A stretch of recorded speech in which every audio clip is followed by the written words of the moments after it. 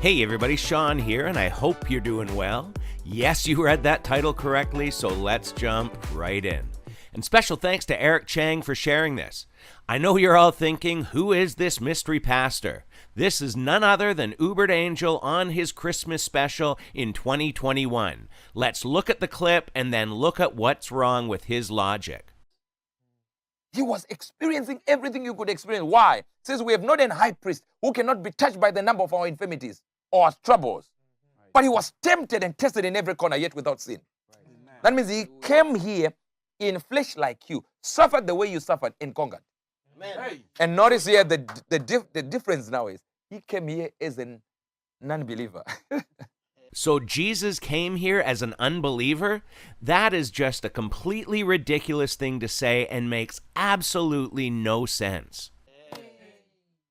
An unbeliever. Now they didn't get it. He wasn't born again. Jesus defeated the devil as a sinner. This is a train wreck from the start. Jesus wasn't born again and defeated the devil as a sinner? Wow. The Bible says his sin was upon him. Amen. No. I'm wrong. It didn't say sin was upon him. It says he became sin. He became sin. So sin defeated the devil. This is the same flawed logic that people like Todd White showed in his video, but this just gets worse. And you with your born-again self, you are having a problem with a pimple. It can't go. Stress is on you every day. Yet Jesus, as an unborn person who is not born again, guess what? He went in there and defeated the devil. And when he won, what happened on his resurrection? The Bible says, today have I begotten thee. That means God was saying, now you are born again. This is the reason why it says the firstborn from what? From the dead. The firstborn from the dead. The firstborn from the dead. The firstborn from the dead. How can he be the firstborn? All these prophets raised people from the dead in the Old Testament. Yes, sir. Even him, Talita Kumai. How can he be the firstborn from the dead? Unless he's talking about spiritual death. That means Jesus became born again. So we're talking about the firstborn to be born again spiritually.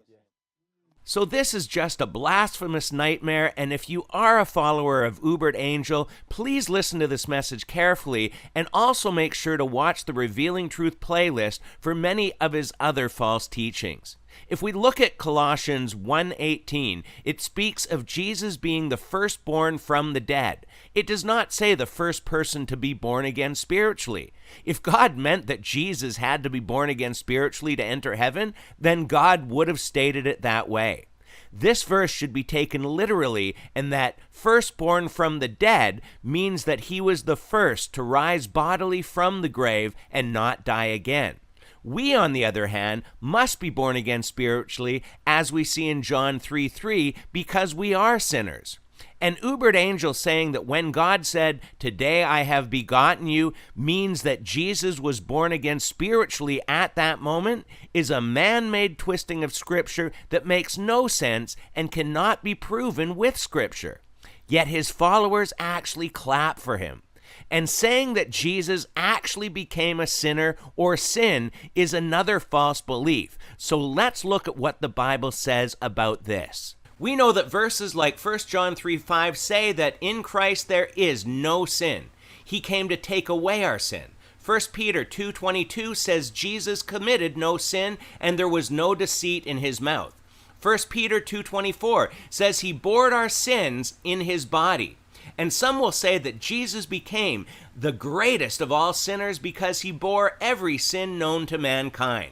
But Jesus in no way became a sinner or literally became sin. Hebrews 13:8 tells us that Jesus is the same yesterday, today, and forever.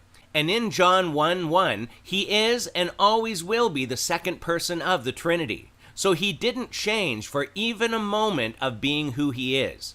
If we go back to the sin offering in Leviticus, we'll notice a few things. First, the sin offering is already considered holy before it's offered.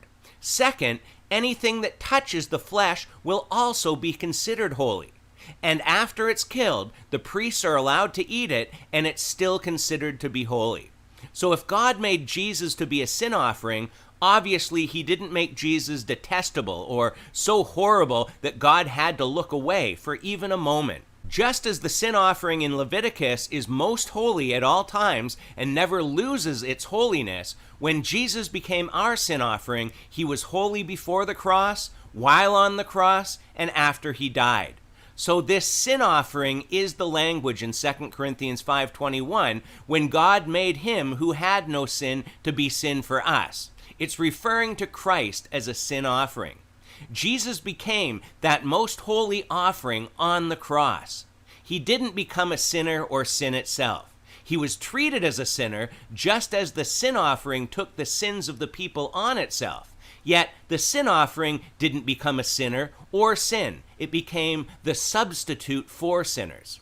I've seen some articles argue that Christ's sacrifice couldn't possibly represent a sin offering, but we see in Romans 3:25 that Christ became a sacrifice of atonement, or a sacrifice for sin, or a propitiation by his blood.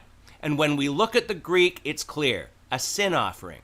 So no, Jesus did not actually become every sin known to mankind, nor did he become a sinner. I think this is strong scriptural evidence that he did not become sin, but was an offering and a substitute for what we deserve. So we'll leave it here for today, but as always, leave your thoughts and comments below, and until next time, take care and God bless.